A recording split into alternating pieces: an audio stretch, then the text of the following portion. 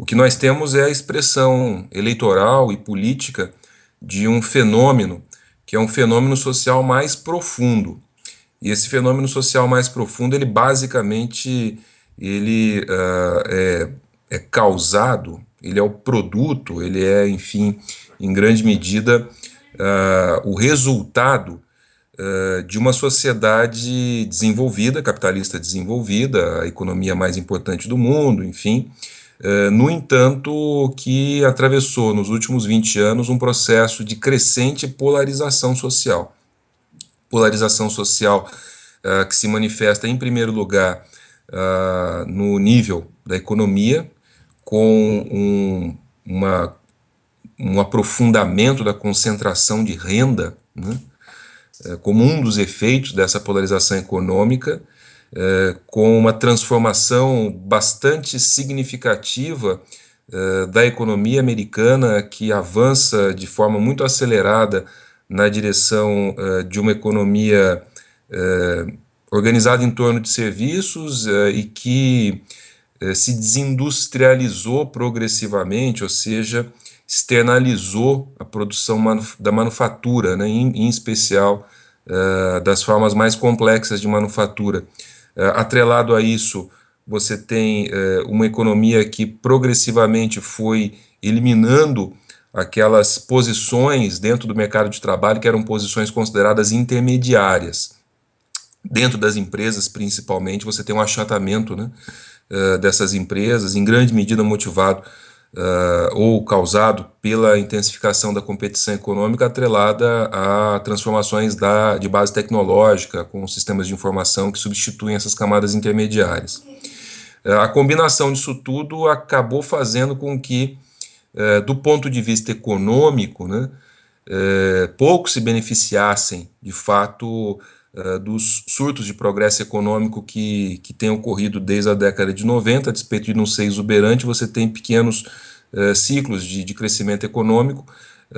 No entanto, esse crescimento econômico ele tende a privilegiar as camadas, vamos dizer assim, rentistas, e as camadas que não são propriamente assalariadas, né? Ou aqueles assalariados que ainda conseguem se associar, se manter ligados, né, de alguma maneira, ao sistema, à indústria financeira, enfim, a principal indústria de serviços nos Estados Unidos, a indústria de emprestar capital ou de emprestar dinheiro a juros, né?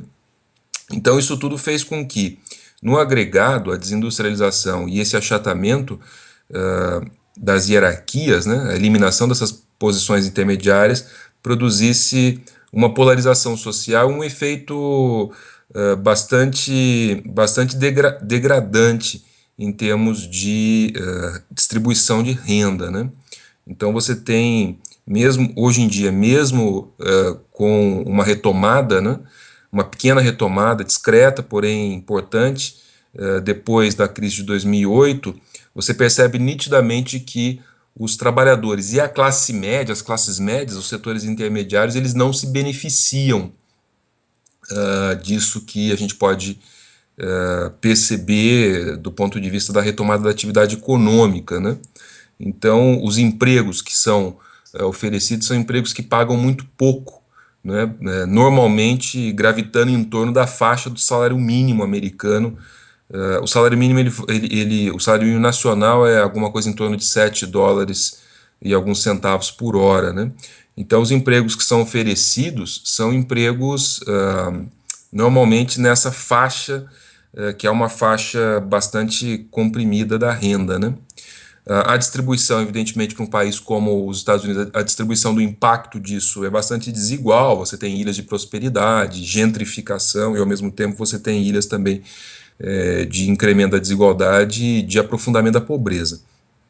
No entanto, o resultado é uma polarização social bastante significativa, que não tem sido enfrentada a contento pelo governo, pelo Estado, pelas políticas públicas, né, que de alguma maneira procuraram nesse último período, em especial com o sistema de saúde, né, para aqueles que são norte-americanos com mais de 65 anos, mas que, a rigor, não resolve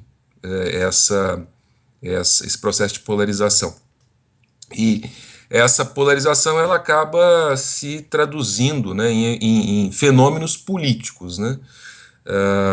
Há 3, 4 anos atrás nós tivemos o Occupy Wall Street, que é uma manifestação disso, né? Ou seja, um fenômeno político que buscava enfrentar o poder das finanças, né, como uma das principais tarefas políticas contemporâneas, mas que foi frágil do ponto de vista da sua continuidade, do seu desenvolvimento, né? E essa polarização, na minha opinião, é o que explica, em última instância, a forma como a campanha esse ano está se dando, né? A campanha eleitoral esse ano está se desenvolvendo, né? Com duas grandes novidades que expressam exatamente esse descontentamento generalizado da classe trabalhadora e dos setores médios em relação ao sistema econômico e em relação ao sistema político, que é a outra forma de você mostrar propriamente ou reproduzir a estrutura econômica, né, a política colonizada pelas grandes finanças, né? Então é um pouco isso que a gente tem visto com essas duas grandes novidades, o Donald Trump de um lado, do Partido Republicano, e o Bernie Sanders do outro, do lado do Partido Democrata, sendo que ambos, né, todos os dois são outsiders, ou seja, eles não são políticos tradicionais, nem do Partido Republicano, nem do Partido Democrata, né? O Donald Trump é um multimilionário, enfim, um empresário que decide concorrer, não é isso, à presidência pelo Partido Republicano, e o Bernie Sanders é um político independente, um dos mais antigos políticos independentes dos Estados Unidos, né, que entrou no Partido Democrata recentemente, o ano passado, apenas para concorrer às primárias, né. E essas são, vamos dizer assim, esse é o desenho mais geral, né. Do ponto de vista das candidaturas especificamente, ou da corrida eleitoral, né, percebe-se nitidamente uma espécie de rebelião das bases desses partidos em relação às cúpulas, né? Então, de um lado, você tem um outsider que aglutina em torno dele forças sociais desarticuladas e desorganizadas, mas que convergem nessa verdadeira, vamos dizer assim, recusa da política tradicional do Partido Republicano, né, que seria a candidatura representada pelo Ted Cruz, né. E essa recusa, ela é uma recusa que se acentua mais, ou ela se torna uma recusa mais visível, mais importante, pelo fato de você ter previamente, dentro do Partido Republicano, já uma tradição de organização das bases sociais desse partido que outrora encontravam-se desorganizadas, que é o Tea Party. Então, você tem aí o encontro de digamos assim, de dois fenômenos políticos. De um lado, uma organização pela base, muito conservadora na sua agenda, né, com, vamos dizer assim, uma rebelião generalizada que acaba convergindo para a candidatura do Donald Trump. Que, ao que tudo indica, pelo menos até o momento, será o escolhido pelo Partido Republicano, que não é a escolha privilegiada, a escolha principal, não é o desejo do Partido Republicano. O Partido Republicano ele desejaria ter Ted Cruz como candidato, um político tradicional, que vem do Texas, ou seja, tudo aquilo que sempre foi mais ou menos a rotina dentro do Partido Republicano. Não nos esqueçamos que também toda, vamos dizer assim, a família Bush tem vínculos com o Texas, vieram do Texas e assim por diante.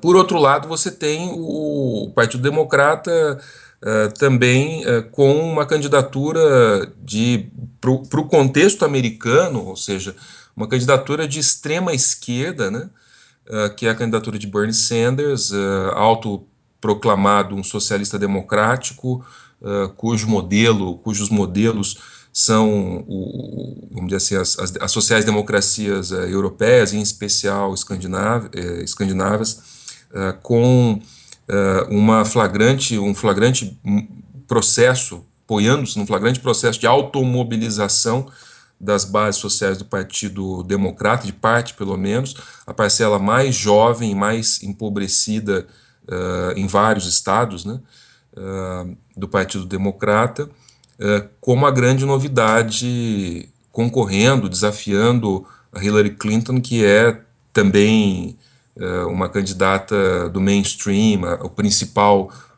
escolha do Partido Democrata, né? Então esse é um pouco o desenho. O que faz essa eleição tão diferente é exatamente isso, ou seja, essa desarticulação, essa relativa rebelião das bases sociais dos diferentes partidos, dos dois partidos americanos, os dois principais partidos americanos, em relação a esse processo de alienação política e alienação econômica ao mesmo tempo, né? O que explica propriamente o sucesso da candidatura de Trump e o que explica essa novidade que é a candidatura de Bernie Sanders. É claro que no caso de Trump existe o problema muito grave que tem ocupado a maior parte da cobertura jornalística, mesmo aqui nos Estados Unidos, imagino que também internacionalmente, é o seu lado xenofóbico, ou seja, ele ganha notoriedade prometendo construir um muro para separar os Estados Unidos do resto da América Latina. Ele defende ou propõe, enfim, uma política de repatriação dos trabalhadores indocumentados nos Estados Unidos. Ele tem vamos dizer assim, essa plataforma, ele defende essa plataforma e isso tem ocupado, de fato, grande parte do debate, da cobertura jornalística. No entanto, na minha opinião, pelo menos, algo que não fica tão claro quando você observa apenas a superfície dessa candidatura, é que o seu discurso econômico ele é um discurso fundamentalmente protecionista. O que isso significa? Ele está o tempo todo nos debates, nas entrevistas, ele está o tempo todo falando que é contra os acordos internacionais que foram firmados pelos Estados Unidos, liderados pelos Estados Unidos, que foram se acumulando ao longo dos últimos 20 anos e que liberalizou a economia americana, exportando, por exemplo, os empregos da manufatura complexa, principalmente para a Ásia, para a China, para o leste asiático, né? Então ele está o tempo todo martelando, né, essa tecla, ou seja, o trabalhador americano e as classes médias americanas precisam de proteção econômica contra esse tipo de evolução da estrutura social. Ou seja, ele está o tempo todo dizendo a América faz melhor, ou seja, a manufatura americana ela é superior, então nós precisamos resgatar esses empregos. E é isso que repercute de fato na classe média e na classe trabalhadora americana, principalmente a classe trabalhadora branca, que se vê ameaçada, né? Por quê? Porque durante o período de desenvolvimento que se estende da década de 30 até por volta do início dos anos 80, foi um setor que se beneficia de fato do crescimento econômico, né? A classe trabalhadora americana acumulou uma série de benefícios, direitos e garantias, né? Que foram sendo minadas aí com o neoliberalismo. Consequentemente, esse tipo de discurso, principalmente entre os trabalhadores brancos, né, esse discurso protecionista, de proteger tanto o emprego da competição, por exemplo, com os trabalhadores imigrantes, quanto de recusar os acordos internacionais, os tratados de livre comércio com o Pacífico, os tratados de livre comércio com a América Latina e assim por diante, tem de fato uma repercussão forte nesses grupos, né? Nesses grupos americanos, né? No caso do Bernie Sanders, o que é importante destacar na sua candidatura é que ele vocaliza aquela agenda mais ou menos desorganizada que foi ensaiada durante o movimento do Occupy Wall Street, né? Ele vocalizou isso e transformou aquela agenda numa plataforma política nacional. Então ele aglutinou, ele agregou uma série de demandas que foram apresentadas naquela ocasião, durante o Occupy, e, somou aquela agenda, né? Somou àquela agenda as principais campanhas nacionais progressistas que têm se desenvolvido nos Estados Unidos ao longo desses últimos 2, 3 anos, que é a campanha do Black Lives Matter, que é de defesa dos grupos negros, enfim, contra o assédio da polícia e a violência e o racismo, principalmente institucionalizado pela polícia, né, que é a face mais visível dessa violência institucional, por um lado, e o chamado, a campanha, né, dos $15 por hora, né, de trabalho, que é a campanha de reajuste do salário mínimo nacional para um patamar que dobra o patamar atual, né, ou seja, uma estratégia redistributiva. Ele mobiliza isso tudo em torno de uma agenda fundamentalmente universalista de direitos, né? Ou seja, apoiada em direitos universais. O direito à educação, e ele ataca fundamentalmente o endividamento das famílias com a educação superior, porque a despeito da educação superior nos Estados Unidos ser majoritariamente pública, ela é paga, e as famílias se endividam muito para mandar os filhos para a universidade, para obter diplomas que cada vez valem menos, né? E por outro lado, o problema da saúde, né? Ou seja, o sistema de saúde americano ele é fundamentalmente privado, quer dizer, a saúde pública dos municípios, né? Ela é uma saúde pública apenas de primeiro atendimento. Isso significa que você não consegue o tratamento, né? Você consegue apenas o diagnóstico. Então, isso faz com que a imensa, esmagadora maioria da população assalariada americana tenha que pagar por planos de saúde, né? E isso também tem um impacto muito forte no endividamento das famílias, porque a saúde privada ela é muito cara, ela é muito dispendiosa nos Estados Unidos. Então as famílias trabalhadoras e de classe média baixa, as classes médias tradicionais que vão se tornando mais pobres, né, essas vão se empobrecendo, elas vão decaindo, né, na pirâmide ocupacional, na pirâmide salarial, na pirâmide de renda. Essas famílias elas vão acumulando dívidas, e essas dívidas elas, vamos dizer assim, se tornam insolúveis, impagáveis, insolventes, né? Faz com que famílias se transformem em famílias insolventes, né? Pressionando, por exemplo, o mercado de trabalho para que você obtenha outros empregos, né? Acumule outros empregos de meio expediente, part-time, enfim. Isso tudo é o que reflete a candidatura do Bernie Sanders, né? Então ele, através dessas políticas universalistas, né, é um pouco o espelho invertido do Donald Trump, cuja proposta é uma proposta particularista, né, que procura proteger o trabalhador branco americano. O Bernie Sanders procura articular os interesses dos trabalhadores americanos em torno de questões universais, né, saúde pública universal e educação pública universal e gratuita, como uma forma de você aproximar os interesses desses diferentes grupos de trabalhadores, latinos, negros, trabalhadores brancos empobrecidos, classes médias, enfim, setores médios que vão se empobrecendo por conta da polarização econômica. Então, basicamente, o que se tem é esse desenho.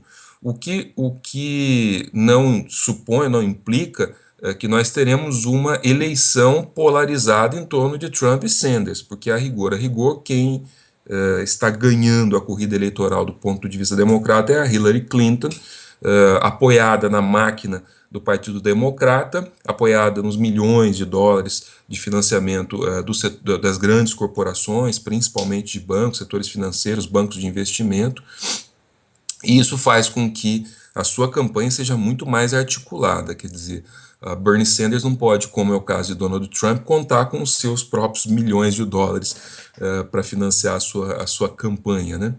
Então, o que nós temos hoje, aparentemente, até o momento, e eu digo isso porque muito provavelmente Hillary Clinton será a indicada pelo Partido Democrata. No entanto, se a gente comparar o atual estágio das primárias dos cálculos, né, o atual estágio da campanha democrata, com vamos dizer assim, a corrida de Hillary Clinton contra Obama em 2008, a gente percebe nitidamente que ela ganhou até o momento onde ela havia ganhado na campanha contra o Obama. Isso significa o quê? Isso significa que a partir de agora, propriamente, se abre uma nova etapa. Bernie Sanders está bastante atrás de Hillary Clinton, e principalmente por conta dos superdelegados, que contam muito nessa situação do Partido Democrata, né? Infelizmente. No entanto, a partir de agora, inicia-se, por assim dizer, uma espécie de nova etapa, um novo momento da corrida democrata. Eu continuo achando que Hillary Clinton será escolhida, no entanto, o jogo não está totalmente perdido para Bernie Sanders.